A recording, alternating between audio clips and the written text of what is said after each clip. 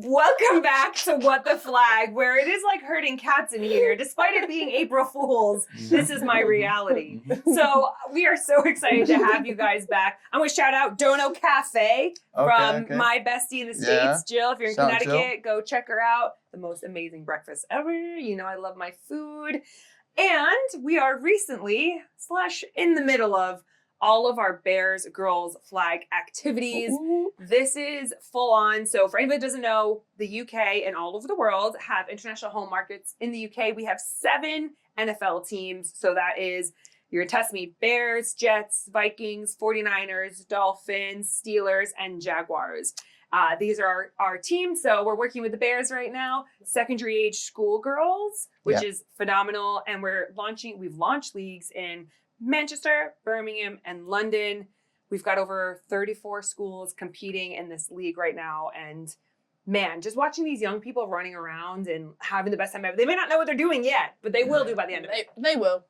And they just bring such an energy because they're just happy to do anything that's new. So they'll put on the flags. You'll be like, rather than like, yes. Yes, whatever you need. I will do it.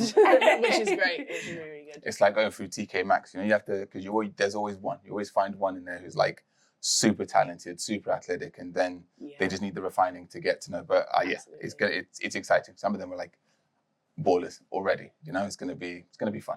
It's gonna be fun. And incredible, the Bears brought over Roshan Johnson, their running back, which has been incredible. I mean, just for the young people to see this person who's competing on the biggest stage in the NFL, the community team is all over. It just goes to show how passionate and truly invested they are in growing this sport over here, as well as looking what they've been doing in Spain as well. I mean, Madrid, Barcelona.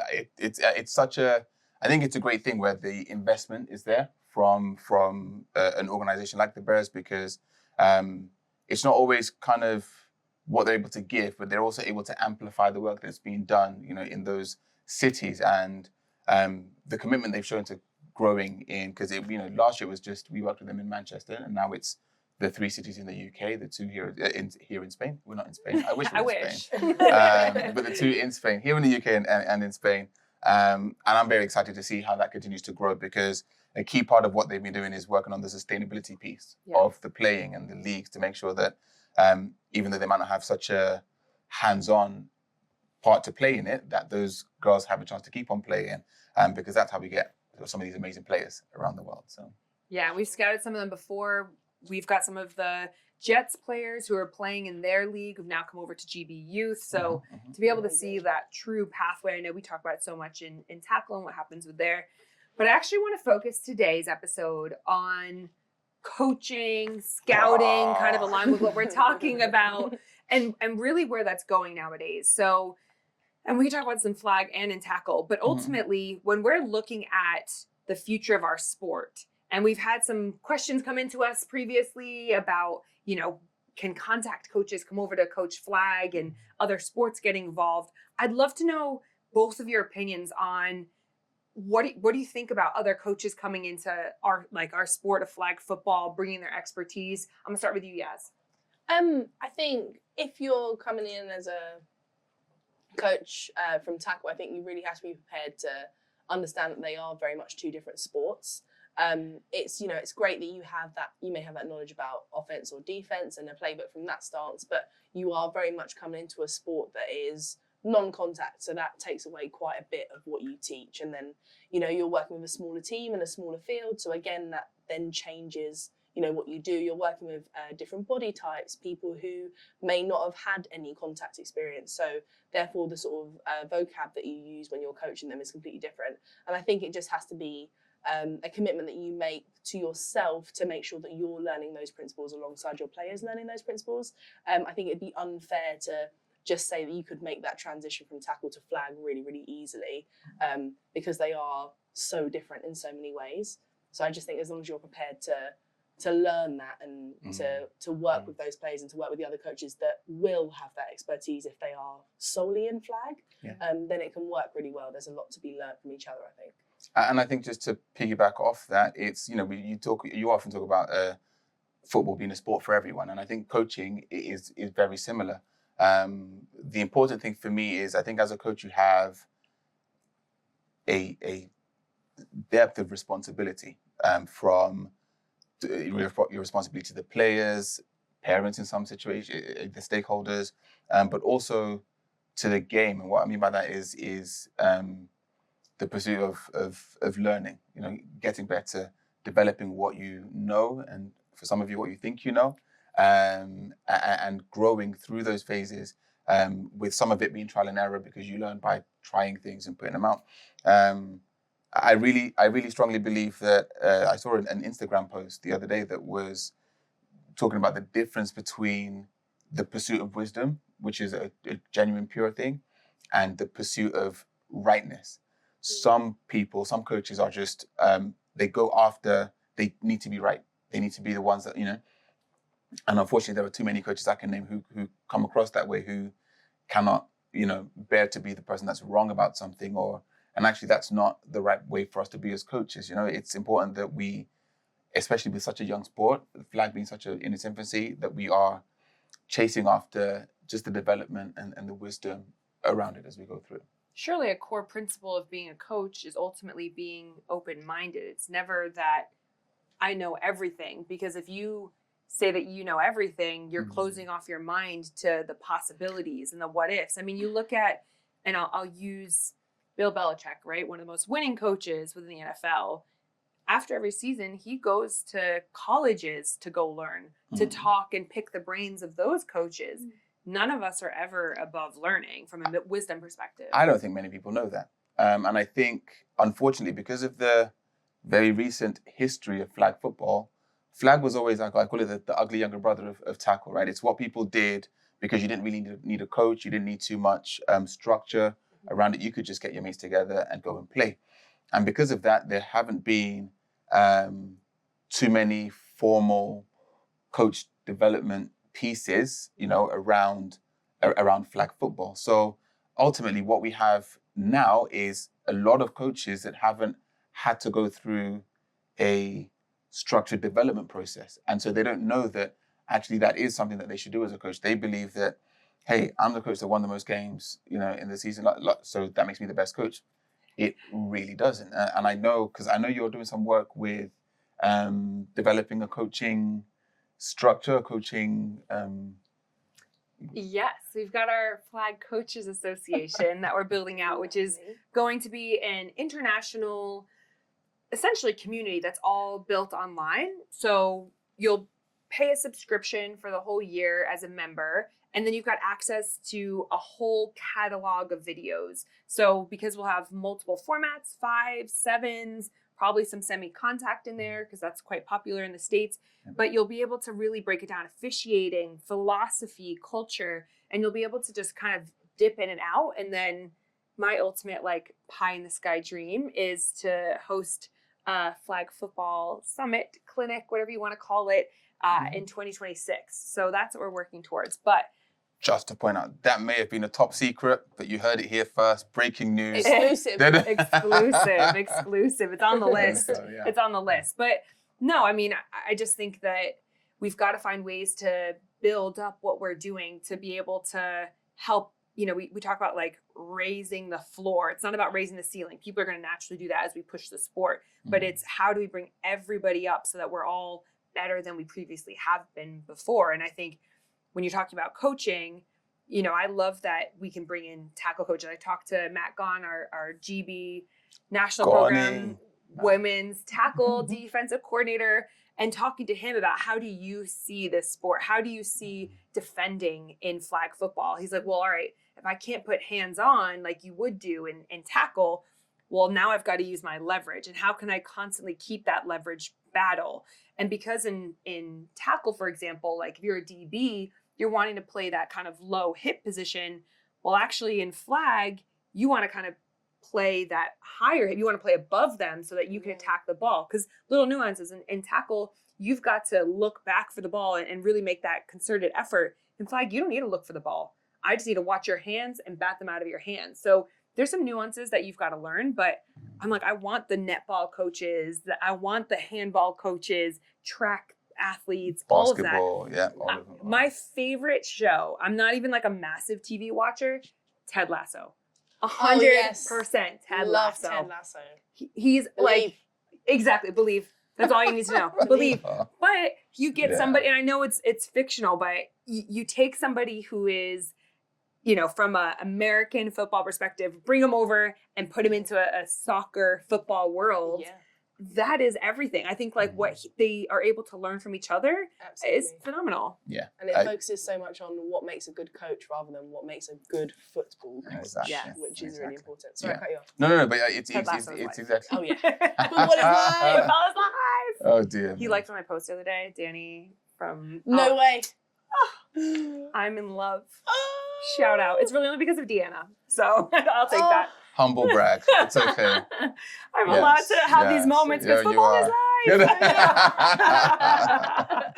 Oh my God. Yeah, to He was your at point. the commissioner's party that night that we went to Yes, it. he was there. Look, he's so He's a casual nice about guy. it. You meet people, it's okay. No Football one- is life. That was her. That was the whole night after that. That was all it was. No, to your point, yes. I think coaching is so much more than X's and O's, right? It's managing people. It's understanding timing. It's understanding, So I think there are lots of coaches that don't have an acute enough awareness of their own body language, of how they present and come across, and it's such a key part of your work as a coach because you're looking to lead people, but as I always say, if you're going to lead, you must learn how to follow because that it speaks to the empathy and the ability to reflect what people, but understand what people see when they look at you and listen to you. So,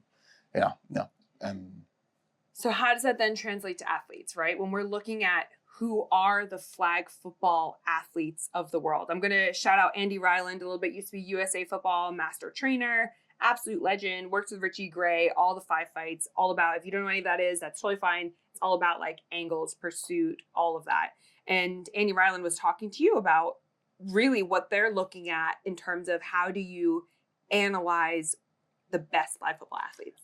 The work that he described that they've done in terms of trying to, because if you think, right, flag football, the right now squad sizes at international level are 12 players, right? Rumors abound that at the Olympics will be 10 squads of 10. If you think about having a pool the size of the athlete pool that they have in the States, where you have to condense that to the top 12 to 10 players, they're really having to look at in the finest margins at what makes the best quarterback. And some of the stuff he went through, some of he spoke about the time it makes the time it takes a quarterback to make the decision of where to throw the ball. If you understand that's not how long it takes. That's not the release time where you can it's from the snap to reading the field, deciding I'm going to throw the ball there. How long does that take? And the work they've done in that, let alone, are we looking for a Patrick Mahomes type body? Are we looking for a Lamar Jackson type body? Are we looking for I'm trying to think of a big body, Ben Roethlisberger type? 3 different styles, of course. Maybe you could say Mahomes is a hybrid of Lamar But Jackson. You want just Hoosh. Well, and that's because Hoosh is Hoosh is going further in the Lamar Jackson direction in terms of, the way that guy moves is not It's fair. not real. It's not Check fair. out his highlight. Yeah, we it's love all- you, Yeah. Boosh, you the man. No one can deny Cool, bro. what you do. Not joking. He's a hater. Yeah. No, I'm absolutely kidding. not. I'm Absolutely, I'm big fan of his work. But it's just if you can find people that move like that, well, would you have 5 Hooshes over Bruce Mapp? Is trying to use Bruce Mapp is a big body, athletic. Do I want or what's the combination of those that works together? And I think a lot of that work is still going on now, and it's super exciting because you take the Danish team or the German team, and everyone's up here, and you're like, where are they growing you guys? How is that even? Or an equally successful team like a team from Japan, where everyone's shorter but still very quick, very explosive, and successful. Play to their strengths. Absolutely, right? So what is the best combination? And I think that's a lot of that work is happening now. And what's great is, I'm part of a group on WhatsApp where it's a lot of the sporting directors from different nations, but it's the sharing of ideas, knowledge, some of the work that is being done as we go through. I picture it in a nice way, as a bit of an arms race to the Olympics, because everyone's trying to get to the best. But rather than all working individually, I think it's really cool that nations are working together to, advance the sport and catch the USA. No, it's true though. And it's funny talking about USA and kind of all the different body types. We were talking about the Court of Gold that you were watching on Netflix. Yes. And like looking at that journey from the World Cup through the Olympics for the USA basketball team. I mean, that's such a dope story. It's a brilliant story. And I think it's so amazing that you look at these, let's be honest, it's the starting 5 really, that go on this court and they just play a game with absolutely everyone in all ways. They mess around and they win a game. They work really, really hard and they win a game. And the process and the journey that they went through, because I think when we were watching the Olympics, when it was on, we were kind of looking like going, they can't be playing properly. Like at this point, they're just toying with them, right? This isn't how they play. And then you watch this series and you see all of the behind the scenes stuff and, what they have to do to their bodies and how they get in shape and the way they've changed all of their sort of plans. And, now we're moving this person to this position and we're going to try this first. And I think watching the rematch against Serbia, I think 2 completely different teams. The first time run around, like I thought Serbia had it in the bag. The second time wasn't even a competition. Like, Spoiler alerts, no spoilers. No spoilers. No spoilers. I mean, the Olympics have it was happened. the Olympics. I don't know if anyone knows that. The show might go a different direction. We don't know. Netflix might have changed it. Plot twist. Artistic license on. Yeah, you never know. Can you imagine if they did that, like Oh a behind my the scenes, gosh. and then they just take it Yeah. somewhere else? Yeah, that would It be. would just be like debating everything you knew. Oh Yeah, my yeah. God, I thought they won. I thought they can- could go, and maybe they didn't get gold. I'm worried. I was like, oh no, I can see a Black Mirror episode out of this Oh, idea. yeah. Just like, it's true. did they win though? Who actually won It's true. that? Yeah. But then I'd ask you is, you look at those players, like your starting 5 that win that game. Do you think it's fair that they have the opportunity to step up and play for their country at that moment? Yes. Do you think it's You're fair? looking at your Absolutely. KDs, your LeBron Yeah. Jameses. Yeah, that could play against like I don't know, just Joe Blogs that Joe works 9 to Blogs 5 that from works 9 to 5 and Do you now know plays what for it? the Lions. I think so. There was a lot, and I can guess where this is going. But the whole essence of should you have professional players allowed to play? Why would we hold their profession against them, right? And that's where, if that's what they do for work, and they've built an industry around it that allows them to do that, why would we not want to see the best players play? And I think. And I'm going to say this now because it's going to help my argument later. I can see this coming. But I just think the NBA as a league, as a commercial outfit, benefits so much from having the NBA players on the world stage by the Olympics, because now those players have a real footing. They're recognizable in the far reaches of the world, because the Olympics, I don't know the stats, but surely is one of the most watched events. And if it's a sport that people pick up and like, and they can build all the footage, all the razzmatazz around it, it just makes perfect sense. And no offense, I would have less interest in, and I know exactly what I'm saying here, but I would have less interest in watching, no, I think it's disrespectful to say no-name players, but like players that aren't as recognizable as the NBA players. Yeah. I would have less interest in watching them in the Olympics. And I don't think it could ever be the actual USA team if they couldn't have the US players, because then are we also saying that we don't allow any professional NBA players to play for their nations? Because then if you think about like all the players you're missing then from the Olympics basketball game, it's ultimately detrimental, I think. But for a lot of those countries, a lot of those players from the NBA, they're the ones that elevate the sport in their country. So even looking at NFL and what that looks like for flag football, yeah, people are thinking about the US, but there are, we see it every year, the stickers on the back of the helmets that have all different countries. Yes. Amon-Ra St. Brown, why would he not play for Germany? Right? Like absolutely. he is a threat on so many levels. And so why would you not want people like that who are just going to elevate it? They're going to give, imagine Amon-Ra St. Brown with Ben Cleaver. You know what I'm saying? Like those are the conversations you're looking at. Ben, we want to hear. I want to hear from Ben. Would you rather Phoebe or Amun Ra? Question. I've asked it now. I've asked it now. Let's know. I've asked it now. Yeah, sorry. No, but that's exactly the conversations you want. And there's players from all over the world that are playing in the NFL right now. And then I know, like, I understand the conversation. It's not about, because the same happens for women's, right? It's not, we don't have NFL players, but we have Olympic athletes. We have pro, WSL players or anything like that. There are going to be other Olympic athletes that want to come and try out our sport. And why would they not? If they have the eagerness to learn and they're going to elevate us, I want to play against the best at the end of the day. I don't want to be just thinking, and I've said it a million times, I want to play in the Olympics, right? There's no question about that. But in the same way, if we get to the Olympics and I am still playing, we haven't done the best for our sport. There's no way you're going to tell me that in 4 years' time, I'm the best person at 38